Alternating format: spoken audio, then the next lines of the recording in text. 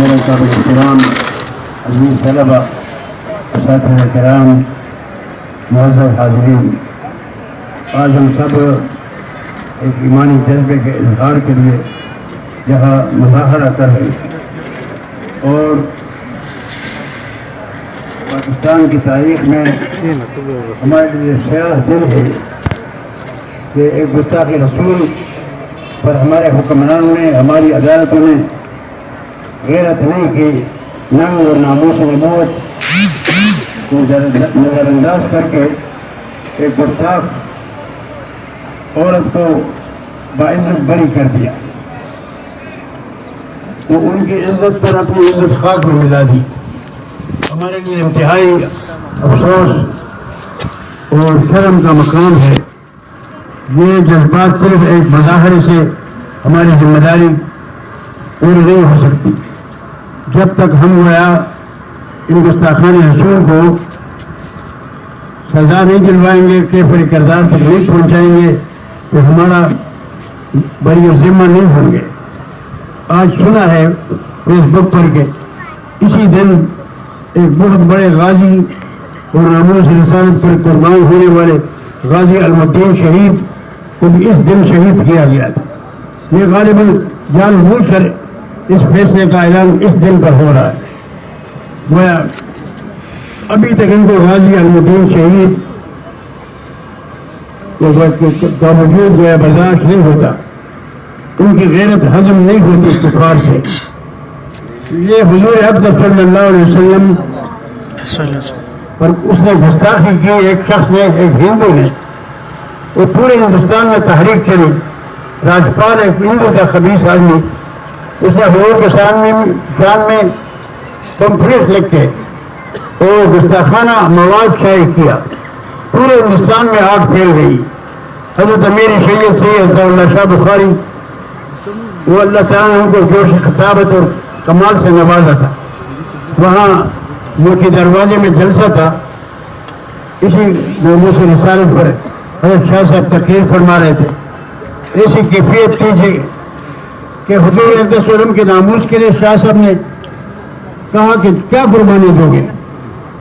تو جس کے پاس جتنا سونا تھا یا روپے یا جو، وہ سب اسٹیج پر لا کر پھینک دیا انہوں نے، اور کچھ خواتین تھیں اور ایک سائڈ پر عورتیں بھی جمع تھیں، ان کے پاس جس کے گود میں بچے تھے وہ بچہ لا کر اسٹیج پر شاہ صاحب کے قدموں میں بچہ پھینک دیا کہ یہ بچے میں قربان کرنے کے لیے اسٹیج اس بچوں سے، دودھ پینے والے بچوں سے بڑھ گیا۔ اسی جلسے سے ایک شخص تھا، ایک ان پڑھ، ایک اوباش قسم کا، ایک چرسی بنگی ٹائپ کا ایک نوجوان تھا، اور وہ غیرت ایمانی سے سرشار ہو کر نکلا جلسے سے، وہ سیدھا بازار گیا اور خنجر خریدا اور جا کر راجپال خبیث کو اپنی دکان میں اس کو ڈھیر کر دیا، اس کو اسی میں مردار کر دیا۔ اس نوجوان جو بظاہر ایک آوارہ ٹائپ کا لڑکا تھا، اس کا نام تھا علم الدین، ایک ترکھان تھا، اس کا بیٹا تھا، اس کا والد عام گمنام ترکھان سا تھا۔ تو اس نوجوان نے جا کر ناموس رسالت پر غیرت کیا اور وہ خبیث راجپال اس کو ڈھیر کر دیا۔ انگریز اس کے پشت پر کھڑا تھا۔ آج انگریز کی ذریت ہم پر مسلط ہے، اس وقت بھی انگریز ہر حالت میں علم الدین کو سزا دینا چاہتا تھا۔ پورے ہندوستان میں جلوس تھے، مظاہرے تھے، لیکن انگریز سے کون مقابلہ کرتا تھا؟ علامہ اقبال، اس وقت محمد الجناح، وہ سب میدان میں آئے تھے، مسلمانوں کی وجہ سے اس غازی علم الدین کی وکالت کر رہے تھے، لیکن پھر علامہ اقبال روتا رہا بہت دن کہ ایک ترکان کا بچہ جو تھا وہ نمبر لے گیا۔ ہم تو شعر و شاعری میں لگے ہوئے ہیں اور حضور کی مدح میں قصیدے پڑھتے ہیں، یہ بھی ایمان کا تقاضا ہے، لیکن ترکان کا بچہ بازی لے گیا، اس کو آج غازی علم الدین کہتے ہیں، غازی علم الدین شہید رحمہ اللہ تبارک و تعالی۔ تو اس دن کا انتخاب بھی اس میں کوئی اشارے ہیں۔ تو بہرحال آج ہمارے ہاں کاش عالم اسلام میں کوئی سلطان صلاح الدین ایوبی جیسا ہوتا۔ سلطان صلاح الدین ایوبی کی ضرورت ہے مسلمانوں کی، ان بغیرت حکمرانوں بے حمیت حکمرانوں اور جیلوں کی ضرورت نہیں ہے. سلطان صلاح الدین صلیبی جنگ کی وجہ سے مشہور ہے. تمام عالم کفر جمع تھا. تمام انگریز یہودی اور یورپین طاقتیں جتنی ہیں اس وقت عیسائی سلطنت سب ایک ہو گئی. اس کو صلیبی کرائسٹ کہتے ہیں اسلام کے خلاف. تو اس کا جنرل تھا رچرڈ, تمام افواج کا کمانڈر ان چیف کافروں کا رچرڈ. یہ علامہ ابن کثیر نے تاریخ ابن کثیر میں تفصیل سے یہ واقعات لکھے ہیں. اس خبیث جنرل نے حضور کی شان میں گستاخی کی, کوئی بے ادبی کا جملہ کہا. سلطان صلاح الدین ایوبی کو بات پہنچ گئی, وہ اس وقت سے پاگل ہو گیا. اور ابن کثیر نے لکھا ہے کہ جیسے ایک عورت کا ایک بیٹا ہو جوان اور وہ بیٹا کوئی قتل کر دے, وہ بیٹا مر جائے, تو اس عورت کی کیا ہمارے پشتے میں اس کو برا کہتے ہیں. ایک برا عورت جس کا کوئی اور نہ ہو, ایک نوجوان بیٹا ہو وہ بھی قتل ہو جائے, تو اس عورت کی جو حالت تھی, علامہ ابن کثیر نے کہا کہ سلطان صلاح الدین کی یہ حالت تھی. اس نے قسم کھائی کہ میں جب تک بدلہ نہ لوں تو میں پکے گھر میں نہیں جاؤں گا, میں غسل نہیں کروں گا, میں نئے کپڑے نہیں پہنوں گا, اور کسی پختہ عمارت میں کے سائے میں بھی نہیں بیٹھوں گا. وہ دیوانوں کی طرح اس پر حالت کاری تھی. اور وہ تو اس حالت میں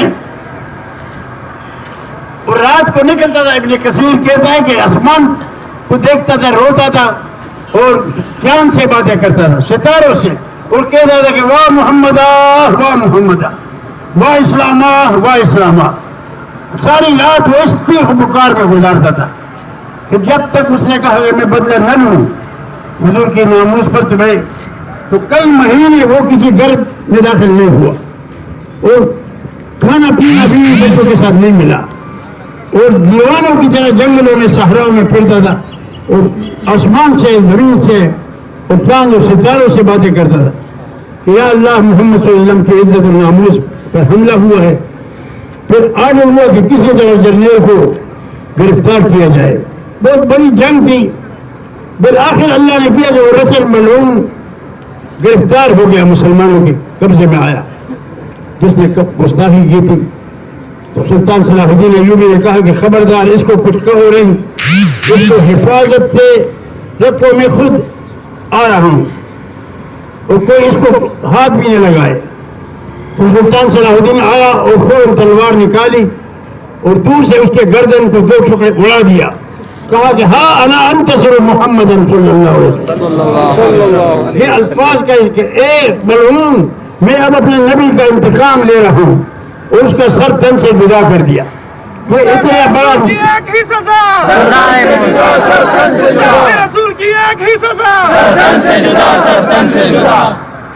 یہ آپ نے اشارہ سنا, یہ توہین رسالت کا باقاعدہ قانون سن 1984 میں ہم نے ضیاء الحق کو مجبور کیا کہ توہین رسالت کی سزا کے لیے قانون آئین سازی کی جائے. اس وقت پارلیمنٹ نہیں تھا, مجلس شورا تھی, تو تمام جدوجہد اور کوششوں کے باوجود یہ توہین رسالت کا ایک آرڈیننس کے ذریعہ نافذ ہوا, لیکن اس میں سزائے موت نہیں تھی بلکہ عمر قید تھا. سارا قانون مرتب ہوا, لیکن گستاخ رسول کی سزا عمر قید. تو پھر ہم نے شور مچایا کہ یہ سزا نہیں ہے عمر قید, گستاخ رسول کی سزا موت ہے, قتل ہے. اس پر پوری امت متفق ہے. گویا گستاخ رسول کو معاف نہیں کیا جا سکتا, گستاخ رسول کا توبہ بھی قبول نہیں ہو جاتا.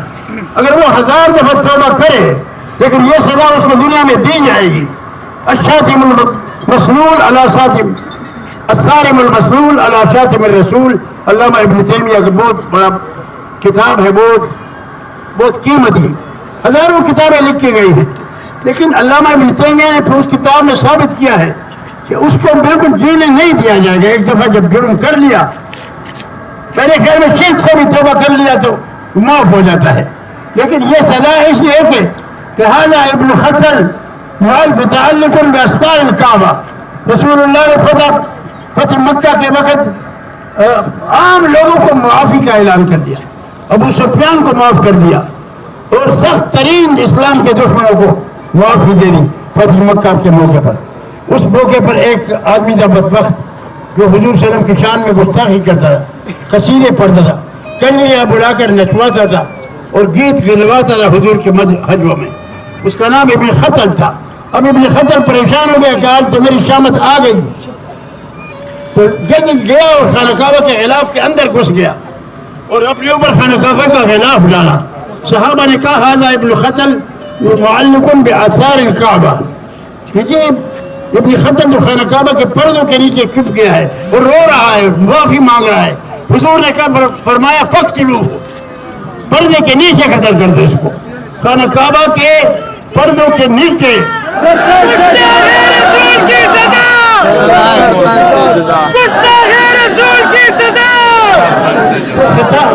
خانہ کعبہ امن کی جگہ ہے اور مسجد حرام من دخلہ کان آمنا، لیکن حضور نے گستاخ کو امن نہیں دیا. کہا کہ خانہ کعبہ کے پردے کے نیچے اس کا سر قلم کر دیا گیا. یہ کوشش ہم نے کی کہ یہ سزا اس آئین میں شامل ہو جائے، تو پھر ضیاء الحق شریعت بینچ میں لے گیا یہ مسئلہ، اور پھر علماء ہزاروں پیش ہوتے رہے. کراچی سے بھی آتے تھے، مفتی شفیع صاحب کے صاحبزادے مفتی رفیع عثمانی، مولانا مفتی احمد الرحمان، مولانا عبدالرزاق سکندر، اور پورے ملک سے علماء پیشوں میں آتے تھے. الحمدللہ پھر شریعت بینچ میں ہم نے مقدمہ جیتا اور اس کی سزا بحال کر دی گئی کہ توہین رسالت کی سزا سزائے موت ہے. آج پورے یورپ یہ نہیں برداشت کر رہا، سب کچھ برداشت کر رہا ہے. یہ اتفاقی بات نہیں ہے.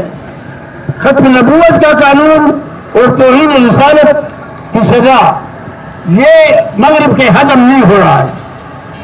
مجھے یہاں پتہ چلا کہ امریکی سفارتخانہ آپ کو تلاش کر رہا ہے، 2 سال پہلے کی بات ہے. تو میں نے پتہ کیا کہ کیا بات ہے. انہوں نے کہا کہ اوباما آیا ہے ملیشیا آخری وقت میں اور وہ واپس گیا ہے، لیکن اس نے ایک وفد بھیجا ہے، ایک مشن، اور آپ سے ملنا چاہتا ہے. وہ آپ کا کہاں ہمیں ٹائم دیں گے؟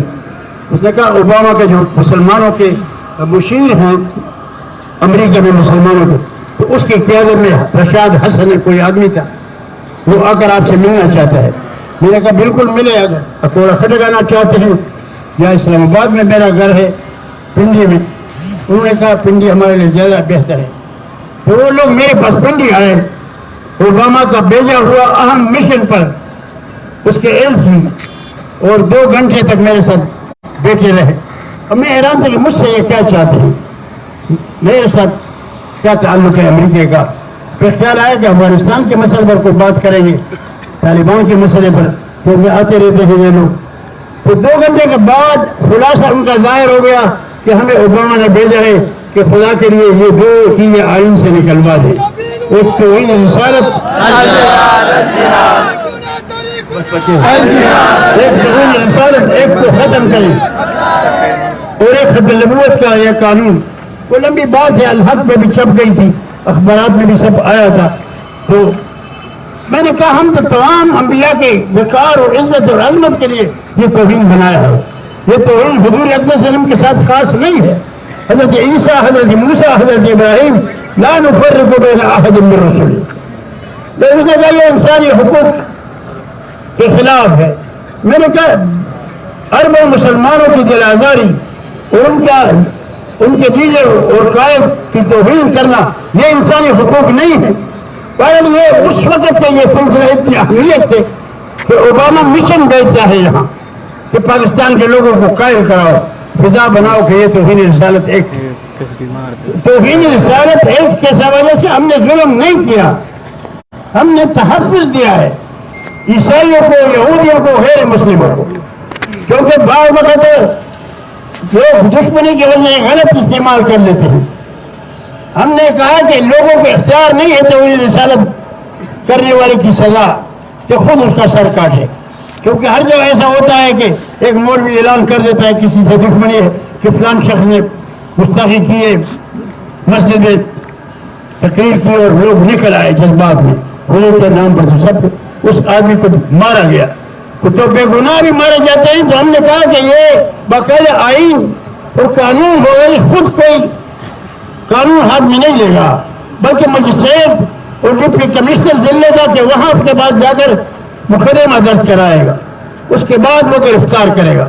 تو وہ روزانہ جو اگر غلطی سے کوئی جذبات میں آ کر قتل کر سکتا ہے, ان کو ہم نے تحفظ دیا, لیکن ان یورپ والوں کو یہ بھی برداشت نہیں ہے.